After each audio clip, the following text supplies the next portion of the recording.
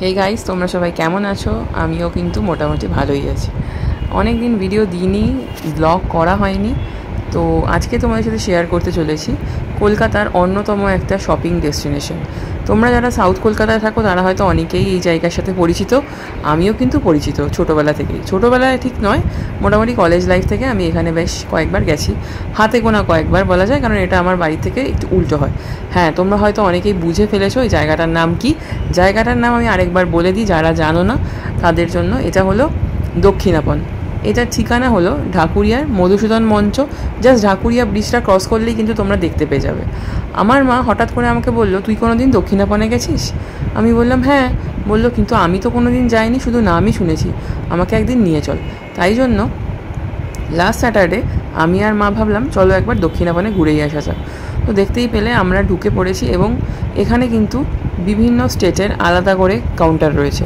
তোমরা কিন্তু স্টেটের স্পেশাল কিছু কালেকশান দেখতে পাবে, এবং এগুলো কিন্তু সবকটাই অরিজিনাল। এখানে কিন্তু রাস্তার যেরকম নিউ মার্কেট গড়িয়াহাটে তোমরা দেখতে পাও সেরকমই দেখতে পাবে, কিন্তু এগুলো এই কমপ্লেক্সের ভেতরেই, দক্ষিণাপনের ভেতরেই কিন্তু সবকটা অবস্থান করছে। এবং আমি আগে গেছি কিন্তু এত ভালো করে মন দিয়ে কখনো দেখিনি, এইবার একটু ভালো করে মন দিয়ে দেখলাম। এখানে কিন্তু বেশ একটা শান্তিনিকেতন টাইপের ফিল আছে, কেন অনেক কিছুই বেশ শান্তিনিকেতনের কালেকশানের খোঁজ আমি পেলাম এখানে। এবং সবথেকে ইন্টারেস্টিং ব্যাপার, দক্ষিণাপনে তোমরা গেলে কিন্তু যেই জামাটাই কেনো না কেন অল্টারেশন তখনই পেয়ে যাবে, অর্থাৎ 10-15 মিনিট টাইমের মধ্যে অল্টার করে তোমাদেরকে সাথে সাথে দিয়ে দেবে। আমরা যা যা কিনেছি মোটামুটি অল্টার করে তখনই নিয়ে নিয়েছিলাম। এইটা কিন্তু এখানকারই স্পেশালিটি। নিউ মার্কেটে এটা হয় বটে। এরপর আমরা গিয়েছিলাম এই কেরালা স্টোরে। এখান থেকে কিন্তু আমরা সেরকম কিছু কিনিনি, একটা বজরংবলী মূর্তি কিনেছি, সেটাও খুবই ছোট। বাট এখানেও তোমরা কেরালার অথেন্টিক জিনিসপত্র এবং কেরালা কাটান থেকে আরম্ভ করে কেরালার সব রকম শাড়ি জামা কাপড় পেয়েই যাবে। এখানে দেখতেই পাচ্ছ কিছু ইয়াররিংস আর কিছু ফিঙ্গার রিংসও দেখতে পাচ্ছ। মা কিন্তু খুঁজে সব দেখছে।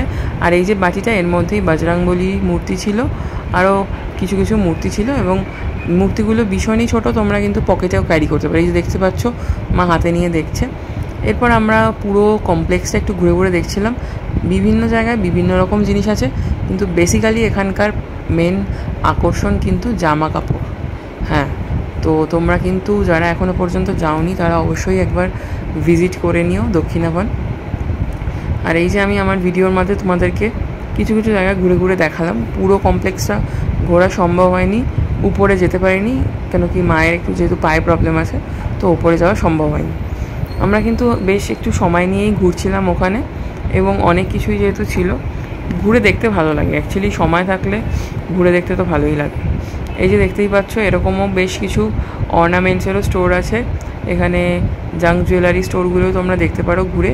বাট আমার পার্সোনালি মনে হলো জাঙ্ক জুয়েলারিগুলো বা অক্সিডাইজ বা সিলভার তো পিওর নেই, যাই হোক ওগুলোর একটু দামটা প্রাইসই মনে হলো, তাই জন্য আমি এখান থেকে বিশেষ কিছুই কিনিনি। একটু ওভার প্রাইসও লাগলো আমার। যাই হোক, অনেকক্ষণ হাঁটাহাঁটি ঘোরাঘুরির পরে আমাদের মনে হলো ওর ভেতরেই কিন্তু দক্ষিণাপনের কমপ্লেক্সের ভেতরেই একটা ছোটোখাটো খাওয়ার জায়গা আছে, খাওয়ার জয়েন্ট বলা যেতে পারে। এসির কোনো ব্যবস্থা নেই, ওপেন রয়েছে, এবং এই ছোটো ক্যাফেটায় আমরা বসে পড়লাম। তারপরে আমার আর মায়ের তো খুবই ভীষণ জল তেষ্টা পেয়ে গেছিলো প্রথমত, আর সেদিনকে বেশ গরমও ছিল, তাই জন্য আমি প্রথমে অর্ডার করলাম একটা কোল্ড কফি, আর মা বললো একটা দার্জিলিং টি খাবে। যদিও দার্জিলিং টিটা খেয়ে মায়ের কোনো রকম দার্জিলিং টি ফ্লেভার বা কিছুই ফিল হয়নি। আর একটা ফিশ ফিঙ্গার অর্ডার করেছিলাম, ফিশ ফিঙ্গারটা কিন্তু ভেটকি মাছের ছিল, তাই ওটা বেশ ভালোই লেগেছিলো, দাম মোটামুটি ঠিকঠাক। এরপরে আমরা দোকান থেকে বেরিয়ে গেলাম, আর এরকম সন্ধ্যাবেলা যেহেতু বেরোলাম, দেখলাম বেশ সুন্দর লাইটিং দেওয়া। আর এই যে মূর্তিগুলো দেখছো, এগুলো কিন্তু বেশ পাথর খোদাই করা, সুন্দর।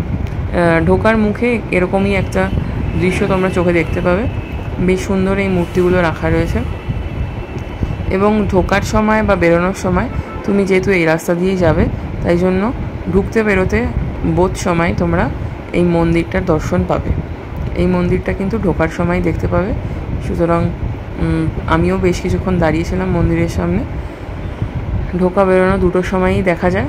আমরা বেরোনোর সময় একটু সময় নিয়ে দাঁড়ালাম, অনেকেই ওখানে প্রণাম করছিল। তোমরাও চাইলে একবার দাঁড়িয়ে প্রণামী বাক্সে কিছু টাকা পয়সা দিয়ে দিতেই পারো নিজের মানত করে।